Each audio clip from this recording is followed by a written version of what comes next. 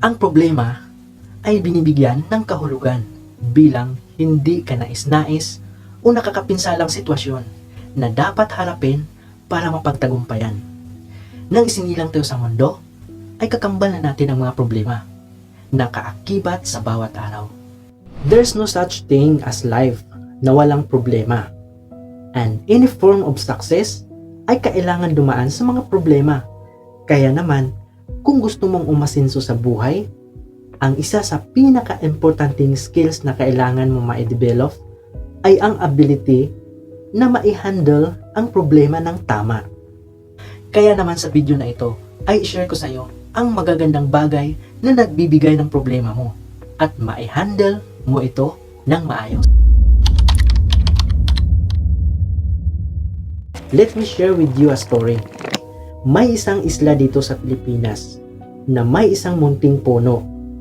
Ang puno na to ay may maganda at mahabang sanga na punong-puno ng mga dahon. It was a happy tree. Gustong-gusto tumingin ito sa birding damuhan at asul na dagat. Isang araw, napansin ng puno na may mga dahon siyang nagiging kulay brown. Anong nangyari? Napaisip ang puno kasi that was a first time na nangyari ito sa kanya at hindi niya ito na-experience before. And the tree was began to panic. Soon, mas maraming dahon ang nagkulay brown. And then, isang araw, may isang dahon na natanggal mula sa kanyang sanga at nalaglag sa lupa. OMG! Gulat at takot na reaksyon ng puno. Hindi nagtagal, mas marami pa ang nalaglag. Takot na takot at hindi makapaniwala ang puno. Binilang niya yung nalaglag. In one day, 6 leaves fell in each branches. Kinabukasan, 9 leaves naman ang nalaglag. At sa susunod na mga araw, naging 12 leaves ang nalagas. Araw-araw ay may nalalaglag at padami ng padami.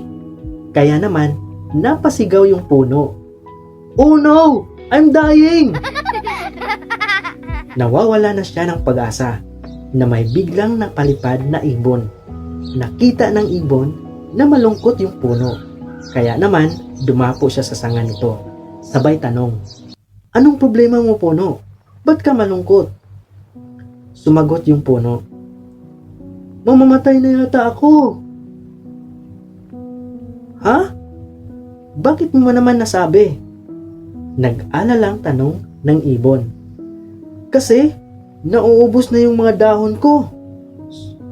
Sa ngayon, nalagasan na ako ng 300 na dahon. Malungkot na sagot ng puno.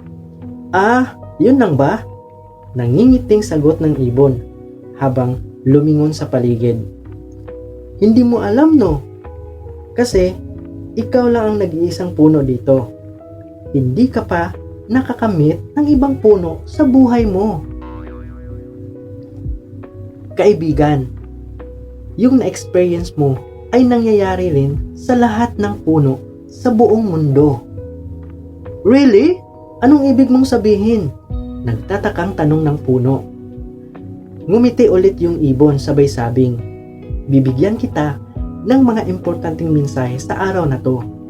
Sige, makikinig ako, sagot ng puno. Una, mas maraming blessings kaysa problema. Nasabi mo na nalagasan ka ng 300 ng dahon, di ba?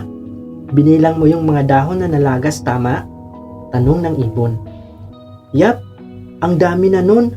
Oh my God! Sagot ng puno. Okay, fine. Ngayon, bilangin mo naman yung mga dahon na natitira sa mga sanga mo, sabi ng ibon. Nag-umpisa magbilang yung puno. 1, 2, 3, 4. Yung umabot na siya sa 300. Hindi ko na sila mabilang eh. Sobrang dami kong dahon. Hindi na umiiyak yung puno.